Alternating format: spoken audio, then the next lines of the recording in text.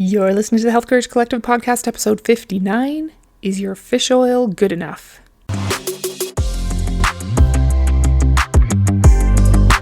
Welcome to the Health Courage Collective podcast, the show for women who are too busy to slog through hours of generalized, inapplicable, and often contradictory health information, but too smart to ignore that a few minutes of focused attention now can prevent years of suffering in the future. I'm your host, Christina Hackett, a pharmacist who doesn't want you to live on prescriptions, a certified coach specifically trained to maximize your potential, and a compulsive learner obsessed with preventative, cutting-edge, holistic, and integrative medicine. I'm on a mission to increase your physical and mental resilience so you can fearlessly look forward to your next 40-plus limitless years. Your time is now. Let's go. Hey, welcome to another podcast episode. You're so fantastic to take a few minutes now to do your future self the favor of preventing the negative health outcomes that come along with the standard lifestyle that's predominant in our culture. Most people kind of let life happen to them and hope for the best, but you're not like most people, and I love that about you. When you consciously execute aging with a plan that's specifically made to get you what's most important to you, you'll be amazed at how much you're capable of. And it's so fun to see what's possible and what you're able to create for yourself, just because you can. I'd love to help you create your personal plan that ensures that your biological age is younger than your chronological age so that you have all the energy and strength that you need to step up and make a difference for all the people who are going to need your unique spirit for decades to come. We would customize everything to match up with what matters to you and strategically design your behavior by playing offense with your willpower to make it easy, fun, and automatic to do the things that actually make a difference and free up the rest of your mental space by ignoring all of the other ever-present nonsense. It would be awesome. A part of that plan would include supplements, and one of the top 3 supplements that I would recommend to almost everyone would be fish oil. Unless you're religious about eating low-toxin, wild-caught, high-fat, cold-water fish 3 times a week, you probably need an omega-3 supplement. I know that you probably know this, so that's why I haven't done an episode about fish oil yet, even though I think it's hugely beneficial for just about everyone. I hope you're already taking an omega-3 supplement regularly because the benefits are nothing short of amazing. It's estimated that at least 50% of the US population is deficient in omega-3 intake by 300 to 600 milligrams a day. By way of brief refresher, omega-3 fats are polyunsaturated fatty acids that are essential to human life. The essential fatty acids are necessary for life, but we can't produce them ourselves, so we have to get them from our diet. Omega-3s and omega-6s are the essential fatty acids that we can't make ourselves. Omega fats are unsaturated, which means that they have at least one double bond. Therefore, all of their carbon atoms are not saturated with hydrogen atoms. The number in the omega name refers to the location of the first double bond. Omega-3s, it's 3 from the end of the chain. Omega-9s, it's 9 from the end of the chain, etc. As far as I know, there are only omega-3, 6, 7, and 9 fatty acids. No such thing as an omega-2, 4, 5, or 8, at least that I know of. Omega-7 and 9 fatty acids are monounsaturated, so only one double bond, and omega-3 and 6 fatty acids are polyunsaturated, meaning having more than one double bond. While omega-3 and omega-6 are both essential, we in the modernized world get an overabundance of omega-6s in our diet. If anyone tells you that you need to supplement your omega-6s or take some kind of combination omega product, they're up in the night. Run away. Seriously. I believe that one of the biggest threats to our health or causes of chronic health problems in our modern society is our omega-6 to omega-3 ratio. It's a big freaking deal. A really big deal. The ideal omega-6 to omega-3 ratio in our body is kind of debatable. I've heard some people say it should be 1-to-1, and others say it should be 2-to-1. The kind of general consensus is that it should be no more than 4-to-1. 4 omega-6 fatty acids for every 1 omega-3 fatty acid. That might not mean much to you until you realize that the average American's ratio is between 10-to-1 to 20-to-1. 20-to-1 when it shouldn't be any more than 4-to-1. that's really, really bad. Our bodies are amazing at making do the best they can with what they're given, but of course they can't run optimally if they're built of subpar ingredients at the most basic cellular level. I was recently talking to a family member who had bought a new couch in the past year or so, and the cushions are all collapsed and lumpy and flat. She had someone from the furniture store come look at them, and he agreed that they're terrible. He said that most couch cushion foam is made with some PVC, which was unavailable during COVID, so they just made the cushions without the PVC instead. And clearly skipping that ingredient and using more of the others in its place wasn't the appropriate recipe for couch cushions that maintain their shape and structure. The couch cushions are still couch cushions. I might not have even known that there was a problem with the furniture I was currently sitting on at the time she told me this story, but it had the potential to be so much better. It was designed to be stronger and more resilient than it ended up being. Similarly, most people don't know that their omega-6 to omega-3 ratio is 20-1, or that it should be 4-1.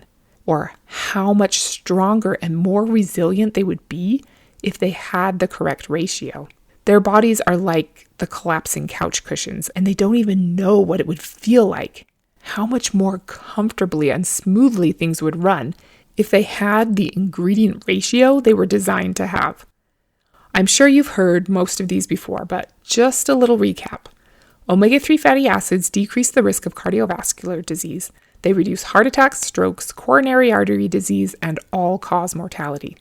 They reduce fatty liver deposits. They reduce the risk of inflammatory diseases, including asthma. They improve wound healing. They improve the secretions of the meibomian glands of your eye, reducing dry eye disease.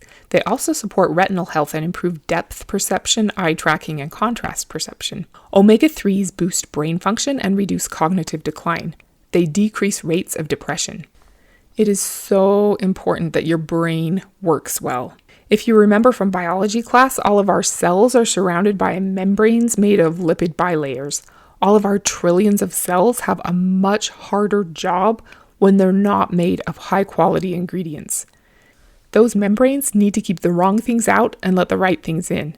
They need all of their receptors functioning correctly to receive all of the vital signals from hormones and transporters that dock with those receptor sites. Hey, I just wanted to quickly interrupt and say good for you for being here listening to a podcast about improving your biological age relative to your chronological age. Have you ever thought about slowing the biological aging of your skin? If you heard my episode 55 about senescent cells, then you know that the accumulation of these undead cells accelerates all of the problems of aging. Well, now there's a topical supplement you can put on your skin that reduces the accumulation of senescent cells in your skin. This reduces wrinkles, but also all other skin conditions caused by thinner, weaker, drier skin. It also reduces the formation of age spots and increases collagen and hyaluronic acid production within your skin. It's a peptide called OS01, and it's in a product called OneSkin. I use it every day on my face and neck, and I've noticed a big difference. I would say my skin is more moisturized, but that's not a good enough description because it's not like when you put moisturizer on, but your skin is still dry underneath. It's the exact opposite. The topical supplement isn't greasy at all, but my skin is plumper and healthier from the inside out. I'm a big fan. If OneSkin sounds like something you'd like to try, there's a link in the show notes to get you $20 off. All right, back to the episode. One of the bad things about having too much omega-6 relative to omega-3 is that it is a very pro-inflammatory state to be in. Most people are inflamed to some degree. Omega-3s are anti-inflammatory. There's more to this that we'll get into in a minute. You know that inflammaging ages you faster along with causing all of the degenerative diseases of aging. Inflammation is very much associated with cardiovascular disease, dementia, cancer, and of course, chronic pain. Fish oil supplements have been shown to reduce pain, stiffness, and tenderness, along with helping with all of the other inflammatory problems. They help you to have a proper immune response, which is hugely important, and we'll talk a little bit more about it later. Omega-3s are also a natural anticoagulant, preventing blood clots, which is very important in cardiovascular health. They help with proper digestion and reduce inflammation in some inflammatory bowel conditions. Certain high doses of fish oil can reduce high triglycerides while increasing HDL cholesterol, which is a good thing. So getting enough omega-3s is a very good thing and an awesome way to help prevent and or delay almost all of the chronic diseases of aging. I don't think that's really a surprise to you. Aging, of course, is multifactorial, which is why I'd love to help you make a specific plan for you, but omega-3s play a big part for most people. But, like a lot of amazing products, they're not all created equal. We know that a lot of larger and longer-lived fish tend to have the most mercury. You don't want to be getting dosed with mercury while trying to improve your longevity. So choosing a good brand that talks about where they source their fish oil from is a good practice. Luckily, a couple of studies by Consumer Reports have shown that actually the mercury levels in most fish oil supplements are very low. Most companies use a molecular distillation to purify the fish oil before encapsulating it, so the mercury scare is a possibility, but also pretty unlikely, which is good news. Unfortunately, fish can be contaminated with a whole host of other things like PCBs, so that's something to consider too. Something far more likely to negate the benefit of your fish oil than mercury contamination is if it becomes oxidized before you take it. Rancid oil isn't going to do all of the amazing things you need it to do to make you resilient. There aren't a lot of studies on the effect of rancid fish oil supplement on humans, but once the fish oil oxidizes, it has a different chemical shape and reactivity, which is not good. Some studies have shown that oxidized fish oils can increase cholesterol in humans and cause organ damage, inflammation, and atherosclerosis in animals. Those are the very things we're trying to prevent by taking the fish oil. It makes me wonder about some of the studies that have shown mixed results with fish oil supplementation. If they had more tightly controlled the source of the fish oil, we might see even more clear-cut, amazing benefits. Independent studies from Canada, New Zealand, Norway, and South Africa have all shown that the majority of omega-3 supplements available for purchase exceeded the acceptable oxidation limits long before the product's printed expiration date. Yikes. Most of the supplements. A total of 171 supplements from 49 brands were assessed, with 50% exceeding voluntary limits for at least one measure of oxidation, and 39% exceeding the international safety recommendation for total oxidation. In the US, 27% of products tested were found to have more than twice the recommended levels of lipid peroxides, while in South Africa and New Zealand, more than 80% of supplements tested exceeded recommended levels. This is really important to know. Just going off the expiration date isn't good enough.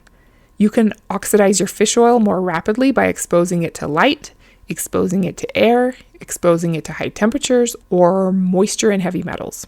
The oxidation leads to the formation of a bunch of peroxides that decompose into a bunch of free radicals and secondary oxidation products, like volatile ketones and alcohols, which are what cause the rancid smell and flavor of bad fish oil.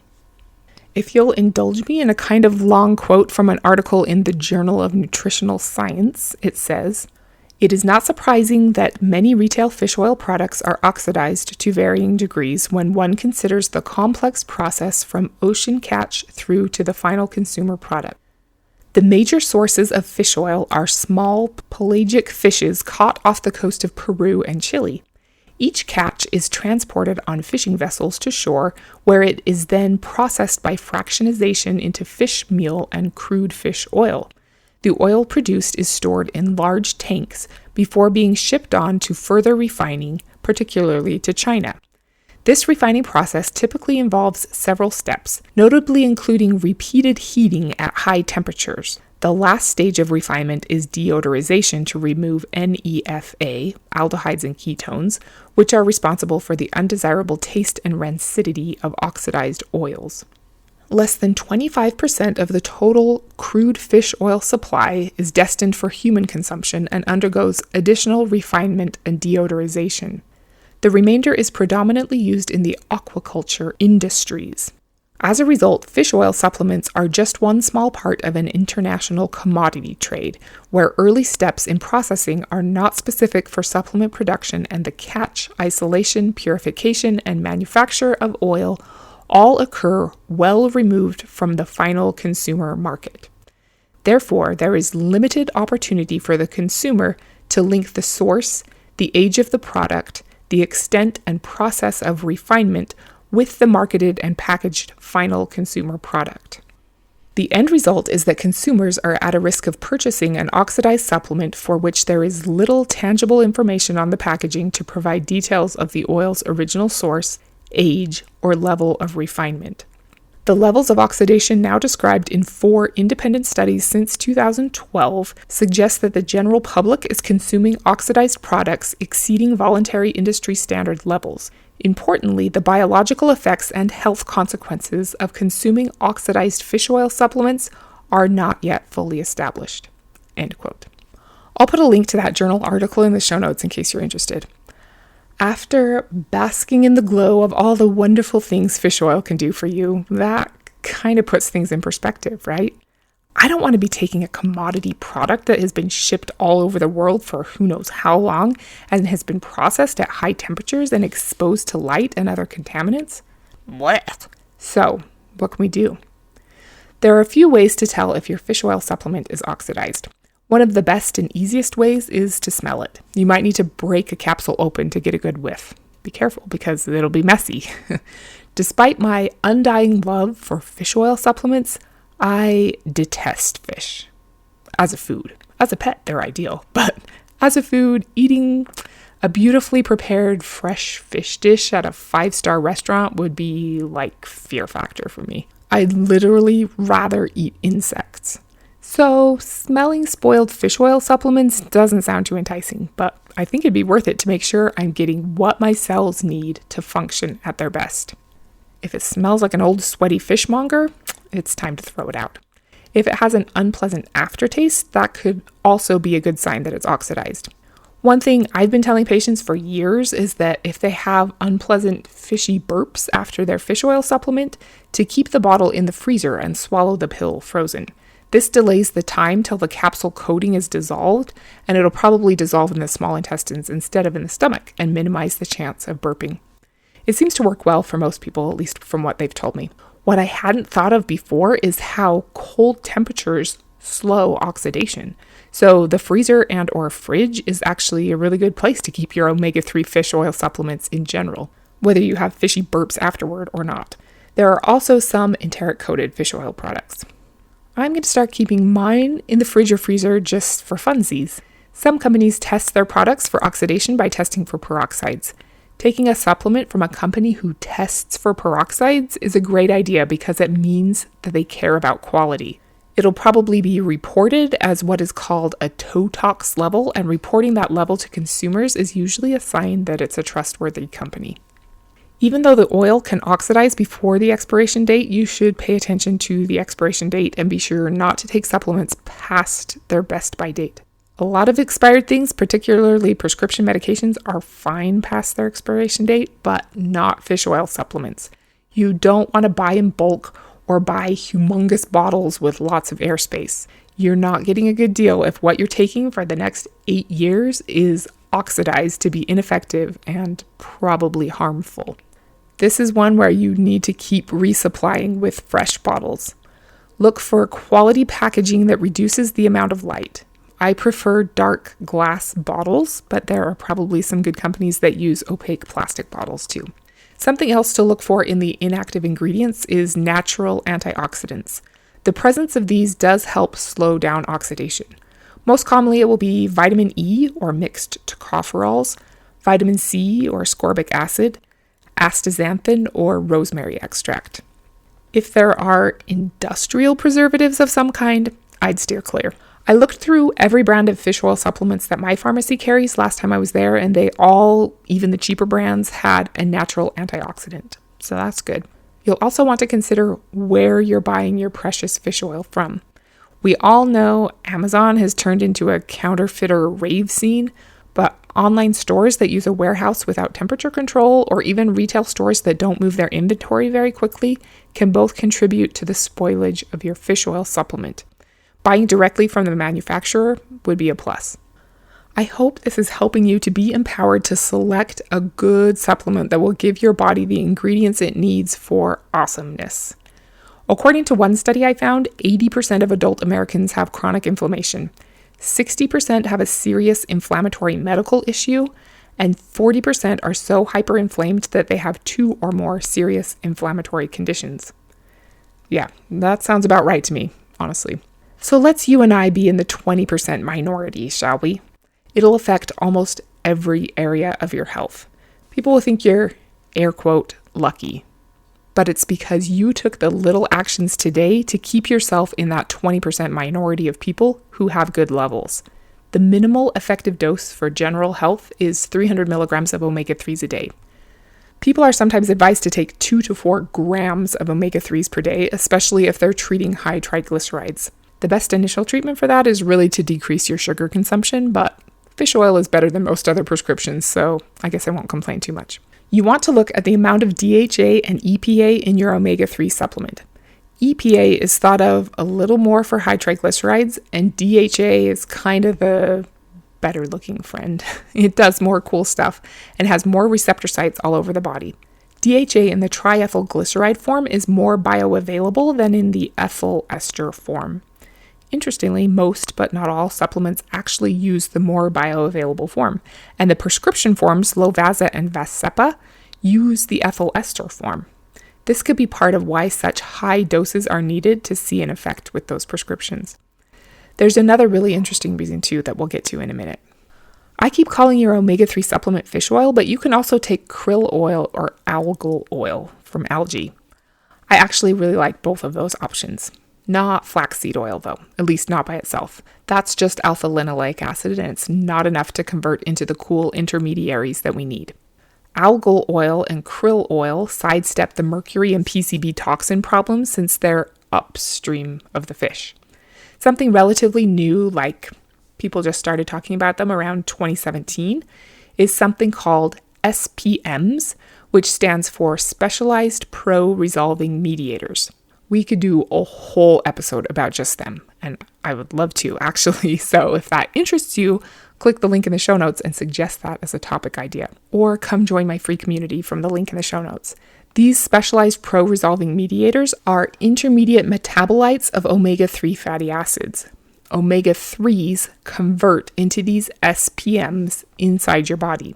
There are 4 types of SPMs: resolvins, protectins, lipoxins, and maricins.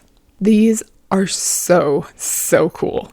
Since 1974, we've known more about inflammation and that it's usually self-limited. Acute inflammation is a good thing. If you hit your thumb with a hammer, burn yourself with your curling iron, or get a respiratory infection, you want inflammation to get the healing process started. You won't get better without it. We've always thought that inflammation resolves when the pro-inflammatory signals stop. That's what I always thought. But it turns out that stopping inflammation is actually an active and intentional process. Pretty cool, right? So it's not just pro-inflammatory pathways and anti-inflammatory pathways, but also pro-resolution pathways that are specifically set up to prevent excess inflammation and bystander tissue damage, clear pathogens, and remove dying cells and debris from the battlefield while still promoting host defense and immunity. The pro-resolution pathway is actually blocked by NSAIDs, so taking ibuprofen or naproxen actually prevents or delays the resolution of the inflammation. And, like we talked about in the leaky gut episode, they also promote inflammation by making your gut wall more permeable. These super awesome pro-resolving mediators are downstream metabolites of omega-3 fatty acids. When you have healthy levels of omega-3s and healthy levels of the enzymes needed to convert those omega-3s to SPMs, you have this beautifully orchestrated pro-resolution system ready to make sure your host defenses protect you ferociously while also preventing friendly fire destruction or teenage girl level drama or overreaction. SPMs cheerfully lead the cleanup brigade without any eye rolling, stomping around, or TikTok videos about how unfairly they're being treated. SPMs can be synthesized in a lab, so you can take them exogenously as a supplement, which is awesome, but we always need to consider whether they can actually be absorbed when taken orally. It looks like they can. There have been a flurry of studies going on lately for chronic inflammatory diseases like asthma, allergies, eczema, COPD, and cystic fibrosis. And those have shown that the SPMs do get absorbed, the levels of SPMs in the blood do go up, the inflammatory markers in the blood do go down, and the subjective symptoms of the disease are lessened. Sweet! Another study in chronic pain patients used an omega-3 supplement with two specific SPMs, 17-HDHA and 18-HEPE. The results showed improved quality of life, significantly reduced pain, and improved mood after 4 weeks of taking the supplement. We've talked about your propensity toward taking supplements as a factor in deciding what's best for you before. If you hate the idea of taking another pill and you're not plagued by inflammation, I do still think it's worth it to you to make sure you get enough omega-3s via dietary fish or fish oil or krill oil or algal oil. But if you're like me and you don't mind swallowing a boatload of pills as long as they're of your own choosing, then you might consider adding an omega-3 supplement with SPMs, especially when you're sick or injured or otherwise more inflamed than usual. There are a few companies that make SPM supplements. If you don't already have a go-to list of supplement brands that you trust, I have a free one that you can grab at healthcourage.ck.page/brands. No www, just healthcourage.ck.page/brands, or just click the link in the show notes. It's the list of brands from which I choose to buy my own supplements that I take myself or give to my children. I'm completely agnostic as to what you choose. None of them are affiliate links. I won't get anything out of it if you buy from them. I just want you to find quality products that keep you strong for a long time. If you find specialized pro-resolving mediators from any of those companies, you're off to a good start. The minimal effective dose of SPMs is 400 micrograms per day. The supplement used in the chronic pain study was SPM Active, made by Metagenics, and there's another really good one made by Vital Nutrients called Ultra Pure Vegan Omega SPM. Life Extension Foundation also has an SPM product. My mainstay omega supplement has always been my Carlson Very Finest Fish Oil. That's what it's called. I usually take the capsules, but when I'm sick of capsules, I take the liquid. Straight up liquid fish oil. It doesn't taste bad at all, and that's coming from the world's biggest fish hater. I also sometimes shake things up by taking Bulletproof's krill oil, and now I think I'm going to add Vital Nutrients algal oil with SPMs into the mix. While omega-3s do some good things on their own, a lot of their anti-inflammatory benefits probably come from the downstream enzymatic conversion to those SPMs. Interestingly, it's starting to appear that some people don't convert omega-3s to SPM as efficiently as some other people. This might be why such high doses of omega-3s are required for some people to see benefits. We don't know how many people don't convert efficiently, but it could be as high as 50%. We don't know if they lack an enzyme that converts to SPMs or what the problem is. Couple that with the fact that most people are omega-3 deficient, and there are huge potential benefits from SPM supplements, and they could lower the dose of omega-3s required for effectiveness. Whew! You made it! Good for you! I hope I've reminded you of how awesome you are for taking your omega-3 supplement, or reminded you why you want to be taking it if you've been forgetting it lately. Remember to be sure you're not taking an oxidized omega-3 supplement, because that could possibly do you more harm than good.